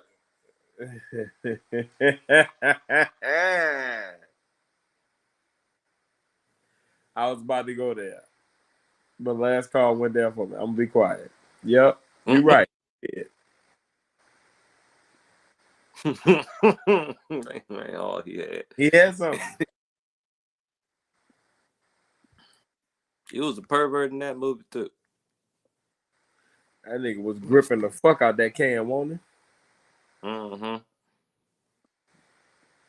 No. Face got poetic justice, and Jason Lyric. Baby Boy and Waist Deep. Now that I will roll with. With Waist Deep being the sequel as Baby Boy finally gets his shit together, gets a real legitimate job. He started doing well by his son. And then all of a sudden he finally be doing good, got a security job, and now this bullshit happened. I can roll with that. Yo, that works. Look, face, that works. I will say that works. That's a good damn Pat. What you say? I like that. Makes sense. Makes That sense. works. Like the timelines line up kind of if you depending on what year you got Waist Deep happening in. If Waist Deep happened after, you know what I mean, then obviously it don't work. But if you got it happening before, then yeah, that works perfectly fine. I'm trying to look up the cast for Fresh and New Jersey Drive, but I don't think it's the same person. Okay, 90s movie. Yes. I got my favorite. I got it. I got the movie from the 90s that I want with the movie character played by a different actor. I got it. Set it off and back. Okay. I can understand why you would do that. Can I get what is it? What's the movie that y'all love so much? With Denzel. That bullshit. Huh? You said Denzel. The first thing popped in my mind is Malcolm X, and that. No. The one that Face love. The Mighty Quinn. All right. Let me get the Mighty Quinn, but I'm gonna switch the character instead of Denzel. Let me get Jim Carrey, and instead of the other nigga, let me get Tommy Davidson. So I want the whole movie goofy comedy. I got you. Now that will make that movie amazing. That will be the best movie ever, and I will accept it at that point. But until then, until you give me Jim Carrey and Tommy Davidson in that movie, I'm done. I don't want nothing else. And the lady, instead of Cheryl Lee Ralph, let me get Regina Hall. All right. That's some scary shit. I want that in the middle of the in the middle of Mighty Quinn, and I want the song to be done by again Jim Carrey and Tommy Davidson. Yeah, I want that. Yeah, that'll work. You give me that. The Mighty Quinn is the best movie ever. You give me them three people as the substitutions. I'll go with you. Face, you give me them three as the substitutions. I got you. You win. It can't be the original cast at all. Not a now another. Not a now another bit another. Oh man, this nigga said replace Who Samuel. the hell is Lura said it? I think is you talking about Luke Gossett Jr.? Lou Gossett? Nah, bruh. You ain't about to give me Diggstown shooting guns. Nah, that's Diggstown, man. Fuck all that. Replace Tyrese and Baby Boy Mile Away. I can roll with that. Can you imagine that nigga in the scene when he coming out the womb? That nigga gonna be funny as hell. He like a black Jim Carrey. That nigga about to act the fuck out of that. He about to come all about. I can't do Marlon Wayne stand up. I can't do Marlon Wayne stand up. Yo, Marlon Wayne, wow. Marlon Wayne. I can't do the stand out of the womb. Just imagine that womb scene, and it's the beginning of the movie. This nigga, you know, he coming out of there like he's really in the womb. You know what? Now that you brought that up, like Marlon Wayans as Ace Ventura, and he come out the rhino. A black Ace Ventura would be dope, and I can see Marlon doing it. He fits that like real animated, skinny, lanky, physical comedy type of. Yeah, that would be amazing. And I think Jim Carrey would adorn it. Like I feel like he would like ordain it or like give it a blessing. You know what I mean? Mm-hmm. Yeah, that would be good. Sticky Fingers as Ray and Life. Nigga, what? Shut up. Hey, look, man. Hey, look. Handle what you handling. I ain't gonna even say no more, but just handle what you handling, man. Get the fuck out of here with that bullshit, man. Here you coming with that bullshit. You always coming with that bullshit. You can't never just come in with some, like, come on, man. What the fuck you mean? No. Ain't nobody trying to see him talk about something down in the upper room. The next Blade movie the upper room. is going to be Sticky Fingers as Blade, Wesley Snipes as Blade, and Marshala as Blade fighting against each other. No, Sticky Fingers had that Blade show. That was garbage. Trey Dumpster Juice. This nigga said Marlon Wayne. Requiem for a Mucho Dream. garbage. Mucho garbage. No. Wesley and Denzel don't be funny. No.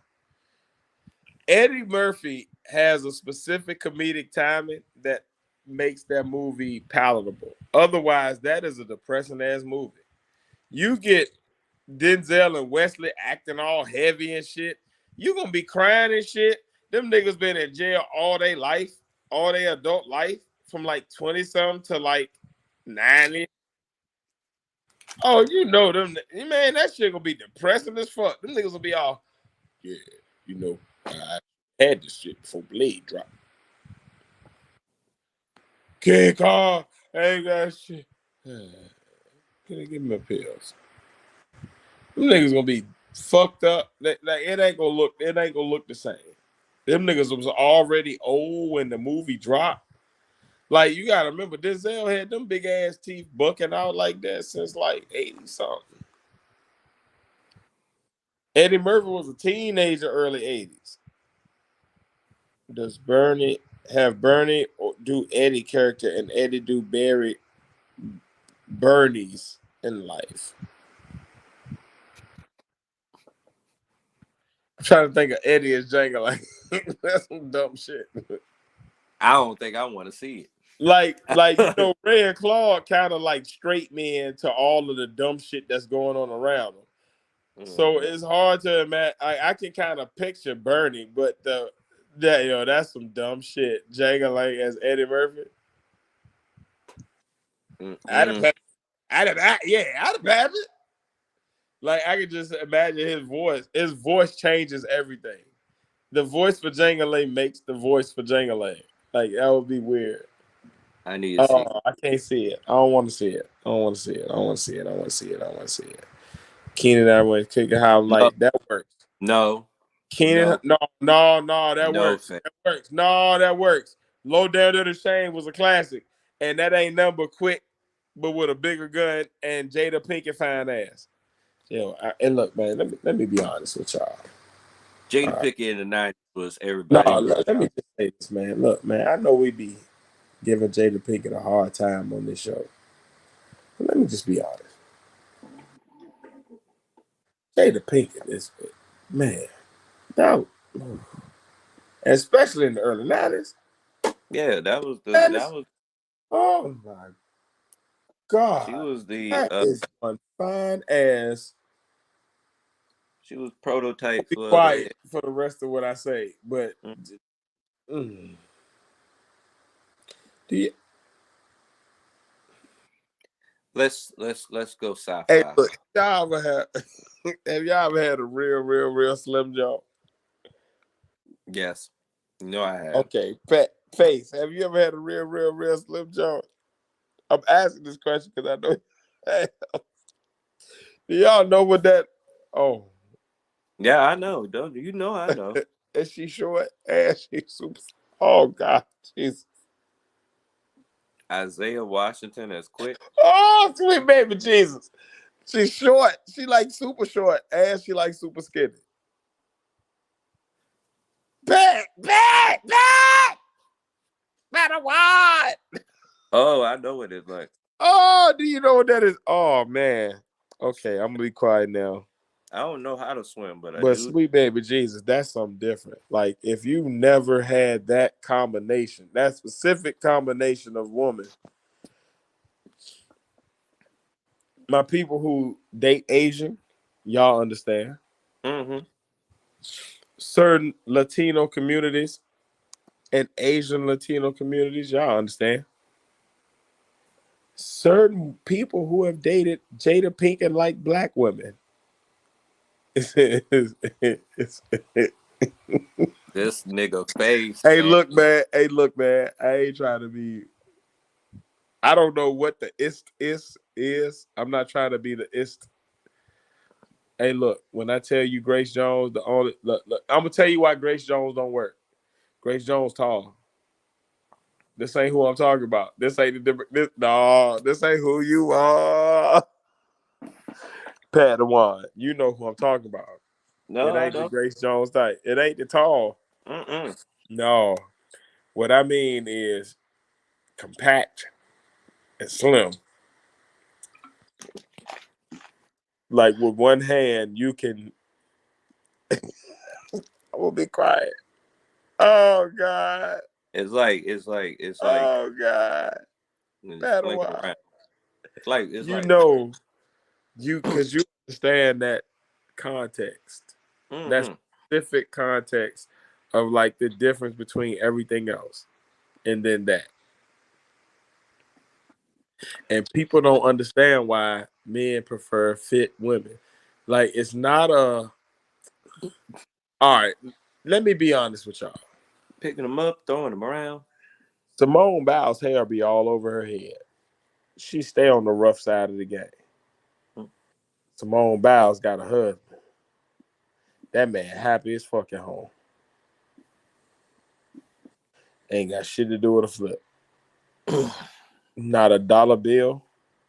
Ain't got nothing to do with the money she make. Listen, Simone Biles got the same thing in common with the lady at the rub and tug spot.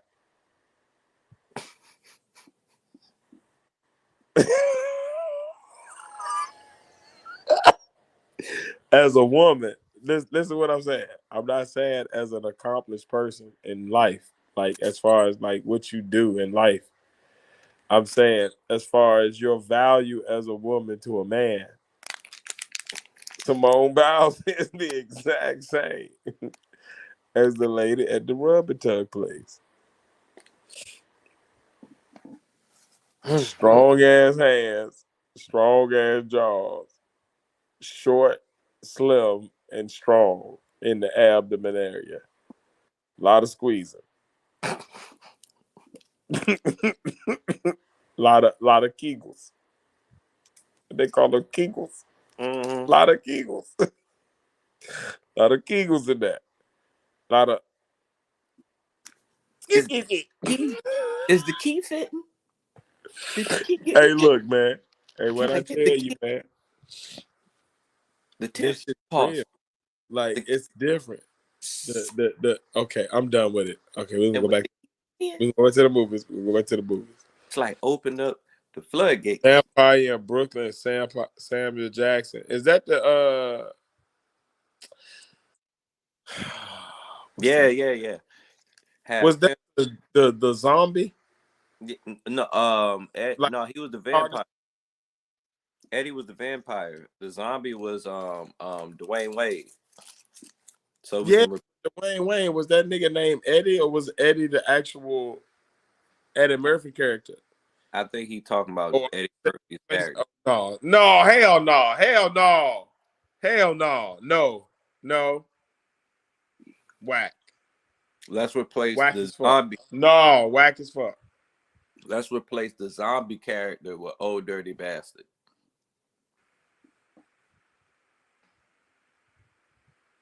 I'll watch that. Old Dirty Bastard. May he rest in peace. Hey, hey, you talking?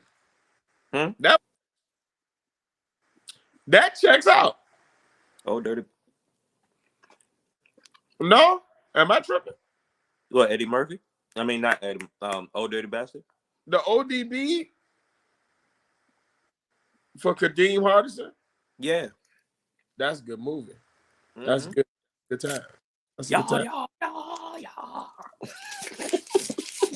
Yeah. I like that. Nigga comes with a pre-registered STD and food stamps already. You ain't gotta add nothing to that, please. You just Mm-hmm. automatically get like nigga got yellow teeth and everything already coming in. You ain't gotta add no prosthetics or nothing. Like you already start with a good base. and then you just go from there. And he had. It's fuck. Oh, Possibly drunk. I know that was probably wrong, but Replace Chris Rock in New Jack City with who? Brandon Jackson. Brandon T. Jackson. This nigga said Brandon T. Jackson.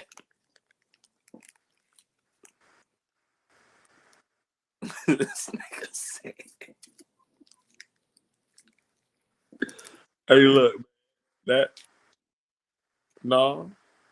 Okay, I got you. This nigga said Bow Wow. I got him. Kendrick Lamar as Chris Rock character. Y'all have a good night. Okay.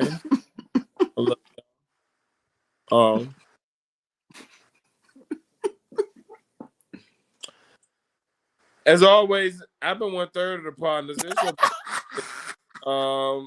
You can follow us or do whatever you want to do with the money type tip. You know, pay us money if you want to. You get at the bottom. Do that, or go to Spotify and pay us $4.99 a month. Support us, please, Lord Jesus.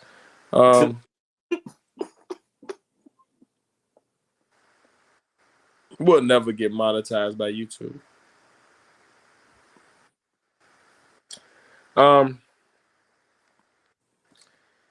Yeah. Y'all was followed by me, and then we also had the other third of the partners. Go ahead, man. Yeah. I'm along with it. It's the Padawan here.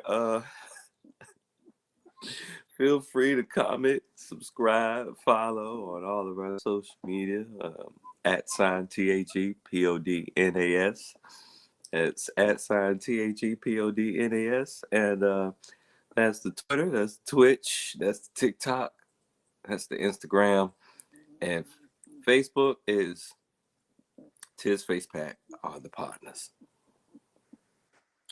Hey, look, man, follow us if y'all feel like it, man. If y'all want to get some merch, go to Artre Clothing.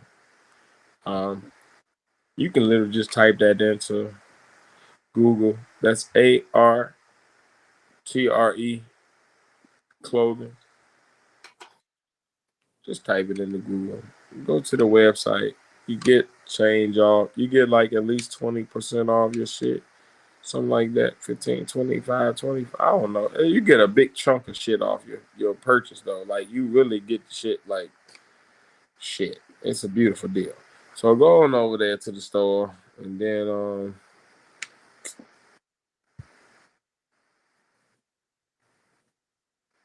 it's face in the place, no mace, no race, just face. That's the other third.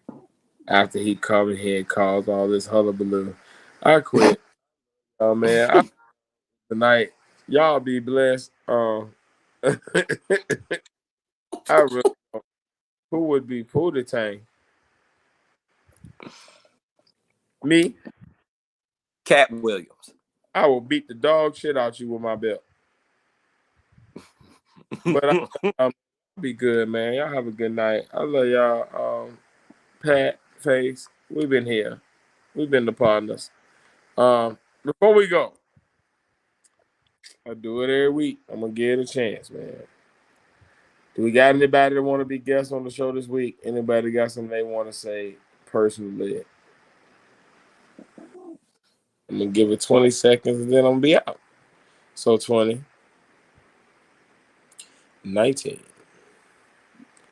18, Terrence Howard. 17, 16, 15, 14, 13, 11, 12, 11, 10, 9, 8, 7, 6, 5, 4, 3, 2.